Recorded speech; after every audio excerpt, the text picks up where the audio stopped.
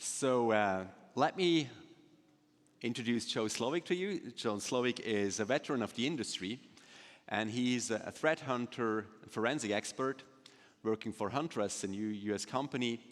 And he's going to talk how attribution has always been very difficult, but it's getting even more difficult now because the threat actors, detectors, are getting less specialized. They start to behave all the same. It makes it way more difficult for defenders like us or law enforcement, threat intelligence researchers. And I'm very interested to see, do we still have a chance against them, or what signs do we have to look out for it? Please welcome Joe Slowik. Thank you, Christian. All right, where's my pointer? Oh, I don't have a laser. That's unfortunate. I don't get to blind someone if you're not paying attention. Hello. So my name is Joe Slowik, and I'm going to talk about converging behaviors across threat actors. Slides are up, so we're good to go. Quick background, who the hell am I? My name is Joe Slowik. I've had 4 or 5 double espressos so far today, so might be a little lively of a discussion. We shall see. My background is I do a combination of things. I am leading a threat intel program at Huntress. I also do a lot of consulting and training through my own company. I have a history going back to the US government with lots of incident response experience and all sorts of other things, but we don't care about that. What we want to talk about is our agenda for this discussion, a relatively short discussion, so we will be very much to the point, even though I have something like 60 slides. Trust me, it'll make sense. So first we'll define adversaries, and then we'll move on to the relationship between operations and tools when it comes to threat actors and cyber operations, then talk about the implications of a apparent convergence in how these entities interact together, and then have some conclusions. So where do we start? We start with defining adversaries. What is an adversary, right? Well, we think, the sort of Mr. Robot, hacker in the hoodie sort of stereotype or common conception. But we also have adversaries when they get indicted by the Federal Bureau of Investigation in my country. APT 41, it's some individuals that are out there in the world. Or maybe these individuals are a little flashier and they like to pose for pictures in front of St. Basil's Cathedral with their new Lamborghini because they've been doing lots of criminal operations. Or we can get into the various fancy bears and charming kittens and so forth or whatever when it comes to the attribution, naming, bingo cards or whatever and so forth of the cyber threat intelligence industry, a problem in its own right that we will not discuss today. But effectively, we could look at adversaries in a very formal sense. Formal sense, we will go NIST, National Institute of Standards and Technology, that an adversary is a person, group, organization, or government, potentially, that conducts or has intent to conduct detrimental activities. People that want to do bad shit, basically. The thing is, though, is that while we can define adversaries in this fashion, we have a bias in that we think of adversaries as being unitary in nature, that a single operation is the culmination of multiple actions by a single entity. Okay, we'll get back to that. And that those adversaries are relatively unique in terms of how they operate, the tools they use, the behaviors they exhibit, and so forth, allowing us to readily distinguish one adversary from another. I think this is the story that we've told ourselves and we've built an entire industry around when it comes to cyber threat intelligence, that we can pick out our APT, pick a number, our TA, pick a number, our interesting cryptograms and so forth for what adversaries look like. But the reality of adversaries is that, well, operations are hard. I mean, who's an actual adversary in this room? Exactly, you didn't raise your hand, which is smart, operational security. But seriously, outside of very low-hanging fruit, high-end threat operations and even a lot of ransomware is not necessarily easy.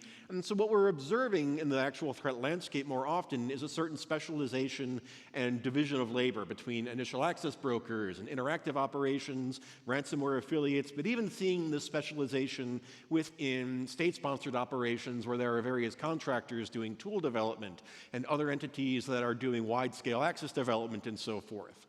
As a result of all of this, we see that there is a strong incentive on the part of threat actors, adversaries, whatever you'd like to call them, to do simply what works.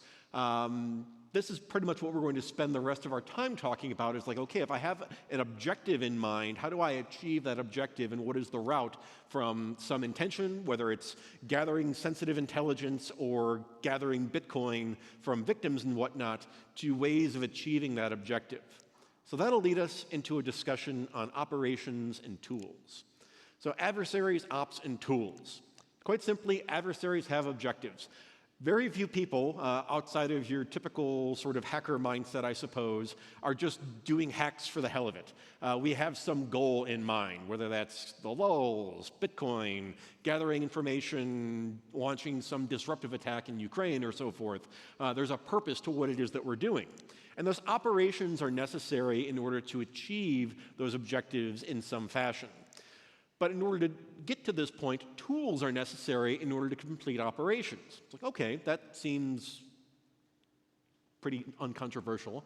But when we start talking about tools and techniques in order to achieve these operations, what does that actually look like? You know, we're used to thinking about this in terms of some elaborate custom malware framework that the Russian government or the NSA or a set of criminal tools that you buy on the underground or whatever and that are unique to you. But to take a quick digression, let's talk about evolution. I have very curious intellectual interests, and so we kind of bounce all over the place, so you'll have to forgive me, but there is a point to this, trust me. Because the thing is that convergent evolution is a thing. Essentially the idea that similar problems will get solved in relatively similar ways. That if we are facing the same sort of issue, that we will converge on a common set of solutions. So the result is that we start converging on the same way of solving similar problems. Well, what does this actually look like in practice? Well, you could look at fish or fish-like creatures. We have the examples here of a mammal, a reptile, and a fish, all with relatively similar body plans, because if you're trying to move through water, there is a fairly standard common set of ways of doing so. There is a natural convergence towards certain specific shapes, certain specific body plans. What's even more fascinating are crabs. You might be wondering, like, what the are you talking about, Joe? But seriously, if you go back 100 years, there is a theory of carcinization that for arthropods and specifically crustaceans, that the body plan of the crab has evolved independently something like 80 or 90 times within the fossil record, because similar problems get solved with relatively similar solutions, thus leading to independent species arriving at the same solutions to these sorts of physical problem sets. Okay, all right, that's enough about that. What the hell are we talking about, Joe? Well, the thing is that for ops tools and objectives, when it comes to your hackers or your adversaries and so forth, success is about achieving your objective or mission and not about how you got there. The joke that I've told people, especially coming from originally a US military background, is that no one ever really got an award for doing something in the fanciest, most unique way. They get awards for achieving what they were told to do. And if that's the case, you're going to work towards the most efficient and effective way of achieving whatever mission, whatever objective, whatever goal that you're assigned with or have in mind when undertaking some sort of operation. And so as a result, we see the tools of the trade coalesce around certain common features, like Mimikatz. Mr. Benjamin Delpy created this tool quite some time ago now. There are certainly other ways of achieving credential dumping, LSAS dump, proc dump, run. We'll talk about sysinternals here shortly. But even just doing work within Huntress where we do small business EDR sort of work, in the vast majority, almost every intrusion that we see, at some point, adversaries are doing credential dumping through one of several common ways. So we see this sort of collection of adversary activity all conforming with this same idea of, like, I need to dump secrets out of memory in some fashion. We also see it with post-intrusion frameworks. Cobalt Strike Beacon. While we hear stories about like Burt-Rattel or other sorts of frameworks emerging, and certainly there still remains some custom strains of post-intrusion malware, Cobalt Strike Beacon is still fairly prevalent out there in the ecosystem. We can talk about very fancy, very elaborate hacks like the SolarWinds event, and what happened after the elaborate supply chain intrusion in SolarWinds Orion. The adversaries dropped Cobalt Strike Beacon and used that for their post-exploit activity.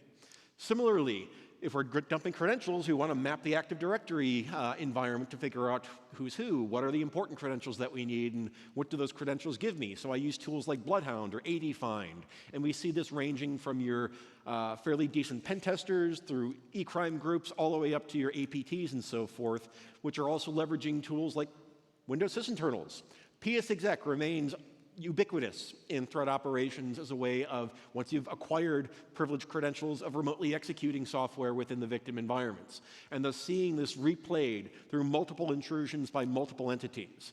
Thus, we see a sort of dying customization or a rapidly retreating use of custom tools. Now, having said that, while, at least from my perspective and from looking at numerous incidents, both with organizations I've worked for as well as independent research, we still do see custom tools, but often for very niche applications, such as, for example, operational technology intrusions, largely because there's a lot of specificity around the systems involved and the way that they're installed or employed in varying environments, or very specialized operations like supply chain intrusions, such as the initial phases of the SolarWinds Orion event from a few years ago. So there are edge cases. If I have any Star Wars fans in the room, yes, I'm a very big nerd. Only Sith deal in absolutes, so there are exceptions to this. Or we could also just say, from a logical perspective, that all generalizations are stupid, including that one. So yes, there are still custom tools that remain out there, but for the majority of intrusions that we observe, in reality, we see this convergence around a common set of tools and techniques.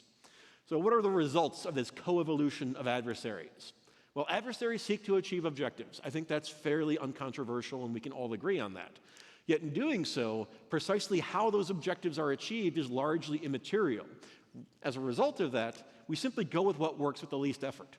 As an evolutionary psychology item, we can make the claim that human beings are fundamentally very lazy creatures. There is incentive to innovate at times, but if we don't have to do something in a completely unique or novel way, we will do something that works until it doesn't work anymore, which gets us to the implications of this sort of convergence.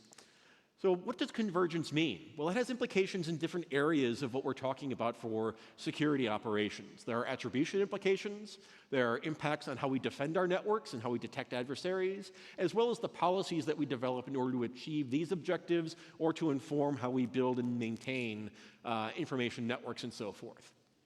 So first, let's start with the question of attribution. This is a thorny issue when it comes to the cyber threat intelligence industry that, oh, attribution is important or attribution doesn't matter and so forth. We will largely ignore that dichotomy and simply assert that attribution has its value, but as a result of certain changes in the environment, attribution is becoming more interesting. Because primary attribution, linking a given intrusion to a specific entity, requires identifying specific entities responsible for a behavior. So this is GRU 74455. This is pick a Russian hacker or whatever that is engaging in ransomware activity and so forth. This is the sort of very specific attribution that you typically see within the realm of law enforcement and governments and so forth. Whereas more typical from a commercial CTI perspective and really more useful for the most part from a security operations perspective is behavioral attribution, using frameworks like the Diamond model of intrusion analysis or mapping elements to the MITRE attack framework and so forth to come up with unique clusters of actions and techniques to differentiate among threat actors. However, behavioral convergence significantly undermines this sort of behavioral attribution. If I'm relying on unique collections of tradecraft and so forth to distinguish between adversaries, and suddenly that tradecraft all starts collapsing in on a common set of observations, my Diamond model thus looks very similar across multiple adversaries ranging from e-crime to state-sponsored espionage. Thus, behavioral attribution starts to become significantly more difficult. We want to talk about taking a behavior-based approach to defense and cyber threat intelligence, but if those behaviors begin to look very similar, it means that we have more work to do, that we have to dig deeper and analyze at a more thorough level of what's going on in order to adequately differentiate among different entities and different adversaries, and potentially even pursue more formal types of attribution of going beyond the technical analysis of a given intrusion or adversary tradecraft to looking for signs of where that behavior links back to in order to separate or distinguish between given entities. Okay, we could talk very much longer on this, but we don't have that much time, so we will move on, because there are also significant implications for defense. I was speaking with someone last night and giving them a preview of what I was talking about, and their point was that, oh, convergence of methods, that means that defense should benefit from this. I have fewer sets of activity that I need to focus on now because adversaries are all migrating towards the same sorts of techniques. Well, that is true to a point in that a common set of tradecraft or a standardization in tradecraft means that I can develop a common set of detections around that. Yet, there's a reason why adversaries, from pen testers to APTs, are migrating towards the same sort of methods, the same sort of mechanisms for achieving objectives. And that's because adversaries converge on tradecraft because it works. There wouldn't be an incentive to use this combination of credential theft, living off the land, in-memory execution, and so forth, if it wasn't hard for defenders, for responders, to find this activity in the first place. The result of this is that if you went back not even 10 years, maybe even 2 years, the common refrain in security is like, well, where are the indicators? Or give me a signature for this malware family, or a network signature for a given command and control framework. Now I can be malwareless, I can run everything tunneled through HTTPS, and unless you're breaking encryption, you're not going to see me, and so forth. All of these traditional approaches of trying to identify activity have gone out the window, and adversaries have learned to blend in with a variety of legitimate applications, such as the use of PSExec, the use of PowerShell-based frameworks, and so forth. Thus, from a defender's perspective, we need to migrate towards a behavior-centric way of detecting adversary behavior, looking for anomalies in the execution of certain frameworks, which is very much easier said than done. There have been a number of startups that have risen and then fallen on the promise that if I just throw AI at the problem, I'll identify the things that look weird and everything will be good. The problem is that weird does not necessarily equate to malicious, and we still haven't solved that problem adequately. Because identifying the malicious use of benign tools is difficult, and we haven't gotten there yet, but we need to, because this is where adversaries are now living. Finally, and again, we can go many different directions on this, but we don't have that much time, policy concerns.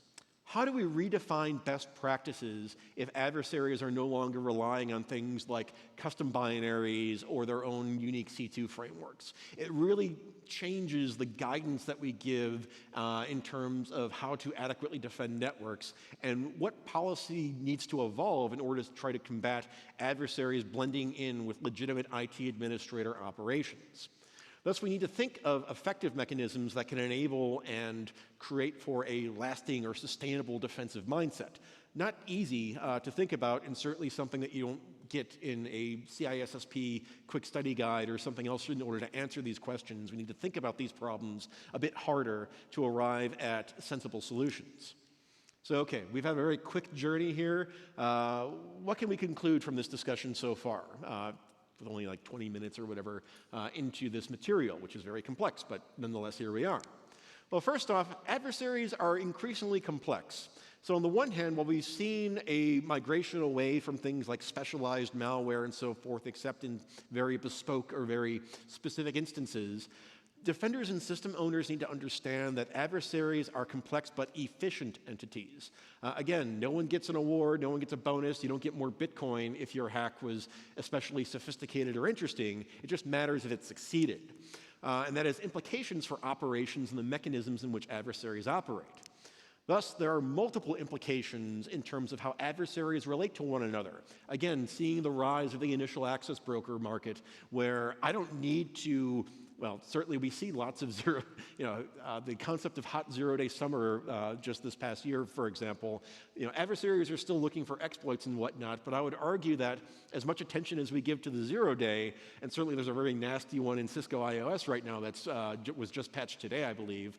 We've also seen an increased rise in things like +1-day vulnerabilities, or the use of exploits or vulnerabilities once a POC is available. Adversaries are simply migrating to what's effective and what works. And as a result, that has an implication for our operations look to defenders, and that there is less of a unique fingerprint that I can leverage in order to really identify who my adversaries are, as well as distinguish between how they're operating and whether this intrusion will result in the loss of intellectual property, or is it going to result in my network being encrypted and held for ransom for X number of Ethereum or Bitcoins. This convergent behavior item undermines many assumptions that we have in security, and thus we need to rethink adversaries and operations in a way in order to come up with an understanding of how this threat landscape now functions. That we have adversaries that have migrated towards this on-network operations that focus on blending in with the IT administrators and the malicious use of legitimate tools. But as part of this, and the formatting on that got jacked up, my apologies. We need to identify opportunities where they exist in this more complex and less unique sort of environment. So from a defender standpoint, what that means is that converged tradecraft does give us a certain potential advantage if only we can seize it, that we have a focused set or a more focused set of activity to target for detection. As always, again, all generalizations are stupid. If we look at the normal distribution, we will have left tail and right tail anomalies, but that center where most activity is taking place and where we are best investing our efforts sees increasing commonality. Now, while the preferred behaviors that adversaries are migrating to are hard to identify, that means that as defenders, as asset owners, as IT administrators and defenders, we need to start improving our own capabilities and co-evolve with our threat actors to track this sort of activity. Thus, a migration to behavior-based detection as opposed to indicator or specific technical observable detection and response can enable significant wins. If I can develop mechanisms of using graph theory and so forth to identify things like anomalous parent-process relationships or the emergence of odd administrator activity or use of anomalous logins within my environment, I can very powerfully identify threat actors ranging across the spectrum and thus get some significant wins. So for some final thoughts for this very brief and probably very, again, 4 or 5 double espressos, so my apologies that we zipped through this. Understanding things, adversaries, intrusions, etc., as they are, requires understanding the inherent complexity of these objects. Just like we saw the coevolution of multiple forms of crustacean into crabs, again, I find that example to be hilarious. We need to understand how adversaries are incentivized to evolve based upon the space that we're giving them to operate in and how we will incentivize them to change to try to evade detections and operations. Because understanding how these operations take place and what adversaries are incentivized to do will give us opportunities for response. So I don't know if we have time for, I think we have time for questions. We do. You ready for questions? Sure. Here's my contact info in case anyone wants to reach out to me. So email, Twitter, X, whatever the hell we're calling it now, and Signal, but talk to me first because I'm not giving you my phone number. Yeah, so, okay. Very good. Whatever timing they're giving you, but you have more time. Okay, sounds good. So we have ample time for questions. Where are the questions in the audience? I was that thorough in 25 minutes. I'm giving you a first one. Okay. I mean, you have a lot of experience with threat actors, attacks, witnessing them, experiencing them, and now we have AI entering the game. Yes. And I see a lot of projects where they weaponize AI or weaponize exploits to have them executed by AI. Yep. What is your perspective on that? Well, it's interesting because the same sort of discussion here, if we take an evolutionary approach to matters, artificial intelligence is based upon an algorithm. The algorithm is based upon finding an efficient solution to a problem set. So while we all talk about, oh, artificial intelligence will be a game changer, well, we should expect artificial intelligence that each model for developing behaviors will coalesce around a common set of solutions because AI will look for the efficient solution to the problem set. So while it might allow for those solutions to emerge quicker? Like how many people have used ChatGPT to assist their development efforts? Anyone? Come on, be honest. Yeah, exactly. The model behind that will give relatively consistent answers to the same sort of inputs. And so while we need to anticipate AI to increase the velocity of events, it's not necessarily going to result in a greater diversity, just as we see multiple variations of the crab body form as a result of evolution.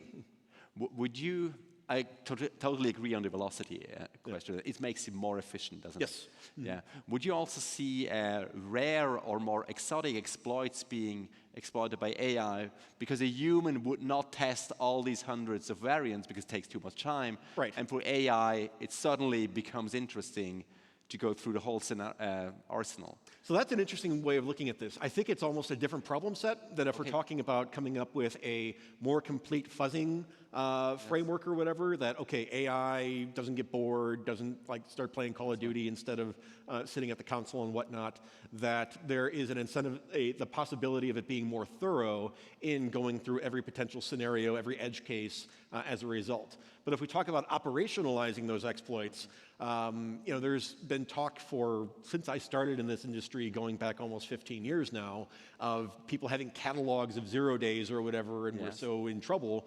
Yet when we analyze most operations, we don't see, we still see MS-867, being used in certain environments, like in OT networks where you have old systems. And MS-1710 is still relevant, even though that it's been patched for you if you haven't patched it externally yet. But seeing common sets of vulnerabilities or looking at the CISA list of the top 10 exploited vulnerabilities in the wild include items that are 3 or 4 years old at this point. Absolutely. So there are ways of identifying exploits that can be stockpiled for later use, but I think that's going to, the differentiation between AI identification of software vulnerabilities and threat actors using those vulnerabilities, we'll still see an incentivization to do what works with the least amount of effort. Least amount of effort. Yeah, it totally makes sense. Thank you very much. We have a question back there. Serge, please. Yes. Hi, Joe. Thanks for the talk. If you say that the attackers converge, isn't that kind of good news? Because we can now start focusing on kind of commonalities, and we don't have to kind of know a gazillion different types of malware strains that do things differently. Maybe where we really suck is at sharing the TTPs, and maybe you're just the higher level ones in Bianco's pyramid. I mean, IPs are not going to cut it, but higher stuff is. And it's just not good at sharing. Right. I mean, there's a potential for this, but I think the problem set relies upon adversaries coalescing around a certain set of common tradecraft that have circumvented or are more difficult for our current means of defense and identification to identify. So for example, a lot of adversaries, instead of using a remote access tool or whatever that's a malicious framework, are simply installing something like TeamViewer or Screen Connect. And depending upon your environment, like I see this all the time in the managed service provider space, you think like, well, if I see a new remote management and maintenance framework installed, that has to be malicious. And yet you'd be surprised at how many environments have like half a dozen different RMM tools installed for mysterious reasons. And adversaries have learned to take advantage of that, or to take advantage of the use of RDP to remotely access networks without having multi-factor authentication and so forth. So there are opportunities to be seized, but we need to improve how we're identifying and how we're structuring our environments in order to take advantage of that. Okay, cool. Take a third one. There is one. Peter. Hi, Joe. Thank you very much for the presentation. So if we are observing convergence when it comes to adversaries and maybe their TTPs, would you say that there are too many organizations that are focusing on, analyzing individual threat actors, as you mentioned in threat intelligence, whereas it might not matter when it comes to the defense, and what might matter is more understanding what might be the crown jewels and objectives of the adversaries, and base the defense on this? Right. I will give you the cyber threat intelligence answer to this, and that is, it depends. The idea being is that for certain organizations that have a very rich sort of threat environment that they're facing, there's probably some incentive and some value in getting into more detailed analysis of different attack vectors at different threat actors. But for the majority of organizations out there, instead of focusing on individual implementations of common frameworks, it makes more sense to try to identify what are common ways that I could either defeat, circumvent, or identify when these common sets of tradecraft are being used against me. And then leave it up to the CTI, Twitter mafia, or whatever to identify like, well, this bear is different from this panda, is different from this kitten or whatever, and then go figure it out from there. Good. Cool. Good. Thank you very much for your talk. Thank It was you. most interesting, some Swiss chocolate. Excellent. And thanks for having you around. Yes. Wonderful.